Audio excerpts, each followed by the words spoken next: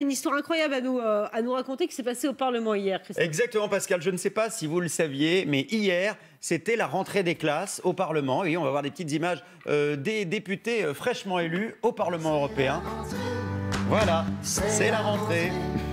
Ils ont été élus évidemment lors du dernier scrutin, on le sait, premier jour officiellement dans l'hémicycle. Et parmi eux, il y avait un jeune député britannique de 30 ans, Majid, élu vert. Le hic, c'est qu'on l'a empêché de rentrer. Voici le message qu'il a publié sur les réseaux sociaux. Regardez, on m'a demandé si j'étais perdu, puis on m'a dit de partir alors que c'était mon premier jour de boulot. Je sais que je suis différent, je suis noir et je m'appelle Majid. Il va falloir vous y habituer. Alors évidemment, gros scandale, il laisse entendre qu'on ne l'a pas laissé rentrer parce qu'il est noir. Regardez malgré tout la photo qu'il a publiée ce jour-là. Voici la tenue dans laquelle il est arrivé devant le Parlement. Il était, vous le voyez sur ces images, en Bermuda, avec la casquette vissée sur la tête et avec ce t-shirt avec écrit « Fuck fascisme ».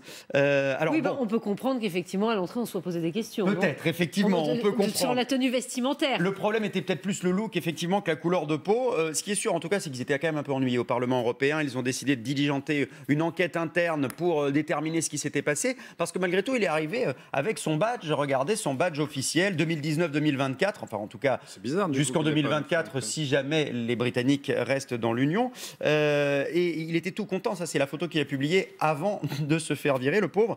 Il faut dire que c'est quand même un rebelle, il est très particulier, il dénote dans le monde politique britannique. Il a plus un look de rappeur que d'énarque, hein, clairement, le costume cravate c'est pas trop son truc. Ses meetings se terminent souvent en soirée dance floor. Alors il faut préciser qu'au Parlement européen, il n'y a pas d'obligation de tenue, de cravate, par exemple, contrairement au Parlement français, où nous, on est très attachés au look, au décorum. Rappelez-vous, tenez, François Ruffin, quand il était arrivé à l'hémicycle avec un maillot de football pour dénoncer l'argent dans le sport, regardez, ça avait fait un scandale. Il avait écopé d'une amende. Il y avait eu ensuite d'autres problèmes. Il avait également été sanctionné pour ne pas avoir porté de cravate.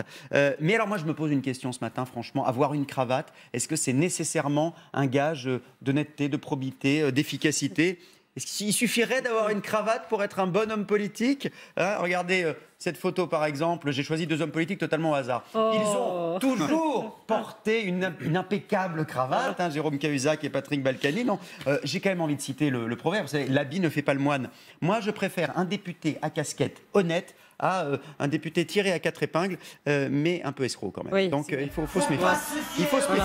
Bon, il a peut-être voulu quand même un peu faire le buzz, votre député britannique. Alors, non, alors, il a pris la photo avant de rentrer dans le Parlement européen, Christophe. Non, c'est quand il n'a pas réussi à rentrer. Oui. Bah oui. C'était après. Thierry, vous êtes d'accord avec moi? de se faire remarquer, c'est un bon coup de com'. Maintenant, qui connaissait Majid? Aujourd'hui, tout le monde connaît Majid. Voilà, moi je dis c'est un coup de com'. Je précise que c'est son look tout le temps. Hein. Oui, voilà, il va falloir faire avec parce qu'il va arriver comme ça visiblement tout le temps, toujours avec la casquette. Bon.